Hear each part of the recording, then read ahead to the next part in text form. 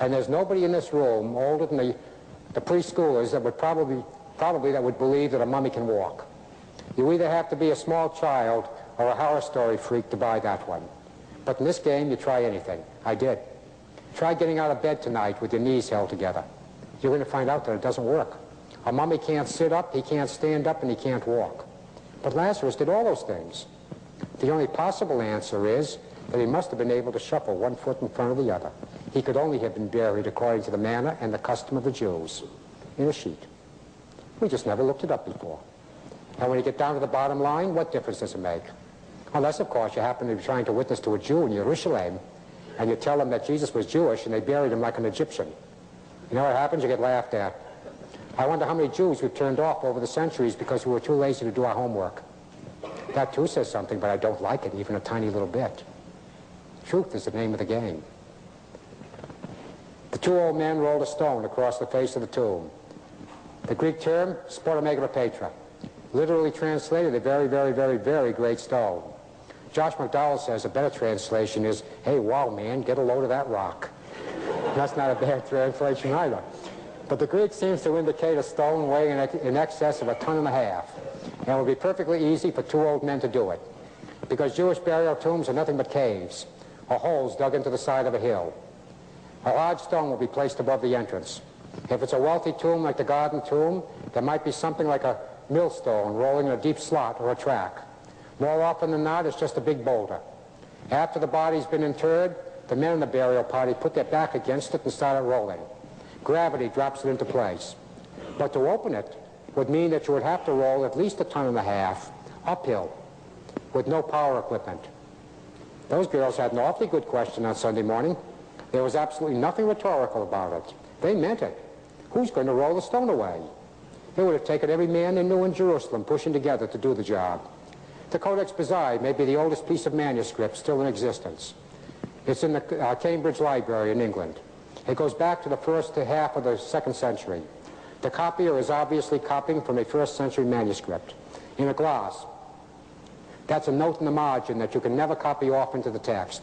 He says that the stone was of a size that 20 men pushing together could not have moved. There was no pebble. The girls had a good question. But a better question might have been, what were they doing there?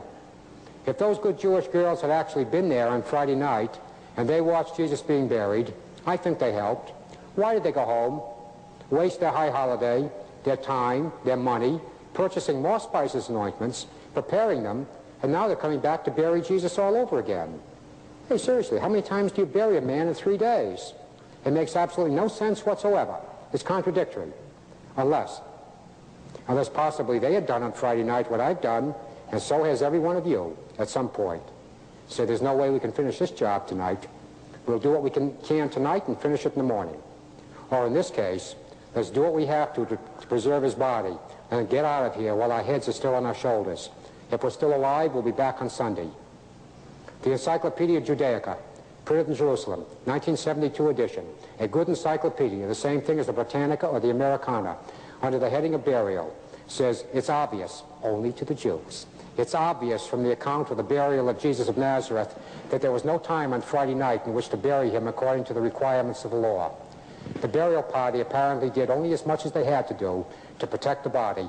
They intended to give him a legal burial on Sunday. The Jews saw it. Very few, if any, Christians ever bothered to look. At this point, there's a gap in the historical record of the crucifixion. I never saw it before. I never heard anyone preach it. That 3 out of 4 writers don't tell us what happened for the next 3 days. They end the story on Friday night with 2 old men rolling a big boulder. They drop the story and they don't pick it up again until Sunday, when the women are wondering how they're going to get past it. In between, there's nothing. Probably they didn't know. No one but Matthew gives us any indication at all of what could have happened. And nobody in the world but Matt could have written the 28th chapter of his book, because he turned out to have been a thief. He was a traitor. He was a man who had loved money more than he loved anything else in the world, including his own life. Matthew had been a tax collector. Well, over the years, back home, I've called tax collectors worse names than that, and I probably will again next week. But this one, they earned it. Israel then, and it usually was, a conquered nation. This time it was Rome that was grinding them under its heel. And Caesar was demanding his money. His method of collecting taxes? Supreme simplicity. He put the job out for bid. Matthew was a first-century Jew who had bid for the privilege of collecting the enemy's taxes from his own people. He'd be like one of you men bidding for the privilege of collecting Russia's taxes in Cleveland. Do you know how he'd be loved? When he walked down the street, every Jew deliberately turned their back to him, not permitting him to see their face. If they were forced to look at him, they spit in his face. That, too, was the custom. He had absolutely no friends except the other tax collectors and the Parsees, until one day a carpenter walked by. He said, "Hey, Matt, how would you like to follow me?" He got up from his table, walked away, never went back, and if we can believe tradition, it's only tradition, we can't prove it. He died an awfully horrible death in a place that we call Iran. But at that moment of time, of all those men walking with Jesus, not one of them but Matthew would have talked to a dog or a pig, what they called the Roman legionnaires. Matthew dealt with Romans. Matthew knew Romans by their first names. Romans had been keeping him alive for we don't know how long. You see, we don't really know which tax he was collecting. But regardless of type, it called for a table set up in town, and a Roman legionnaire standing in back of him with a sharp spear, as much to keep him alive as to assist in collecting his taxes. See, a traitor is number one on any patriot's hit list in any conquered nation, and Matthew was a traitor. Suppose it was the personal tax. Caesar might say your tax was 50. Matt would look you over, decide he could get 100 for the jacket. That was your tax. If you wanted to argue, he collected from your estate, right on the spot. He never lost, he got extremely wealthy and extremely hated. But he dealt with Romans. And that gets awfully, awfully heavy when you realize that the 28th chapter of the book of Matthew is the only one in the entire Bible that could have been dictated by a Roman legionnaire. Sure, Matthew wrote it. But the information in that chapter could never have been given to him by anybody in the world but a Roman soldier, because there was a Roman guard in the tomb of Jesus. For this, I wound up in the Library of Congress. I discovered that the book we needed was awfully difficult to get in this country. It's almost classified. The Military Institutions of the Roman Legion, written in the year 390 by a character named Flavius Rigidius Renatus. Imagine doing that to a poor innocent baby. Somebody must have hated that baby before he was born. He was a Roman military historian. By the year 390, the Legion had begun to fall apart. Caesar wanted to restore it to what it had been in the first century. Flavius was telling him how. He described the Roman guard at the time of Christ. It was not two or three sleepy-eyed characters the way the painters usually show it, leaning on a stick. It was a fixed fighting unit, very similar to today's Green Beret or Navy SEALs. That's why the book's so difficult to get in this country.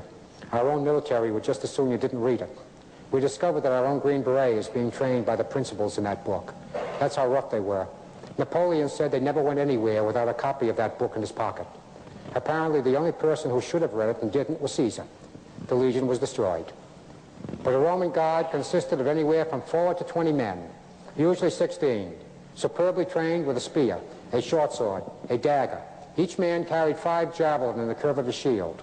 Each man carried a sling, his primary weapon, with which he was trained to make one swing around his head and heave a 1-pound rock 70 feet and get a 12 to 14-inch post every single time at 70 feet.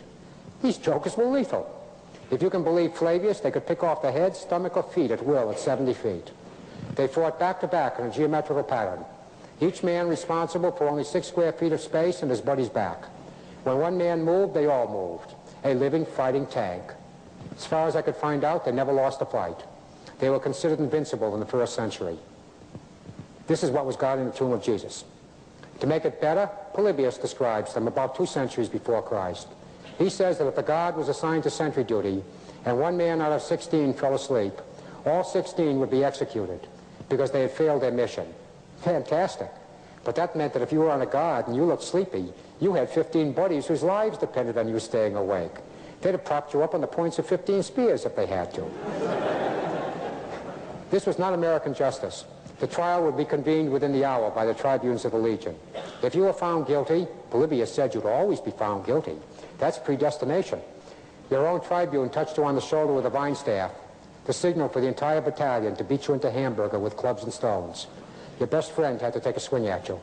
Then a trumpet would be blown for every Roman executed to let the whole world know, if this is the way we handle ours, what do we do to you?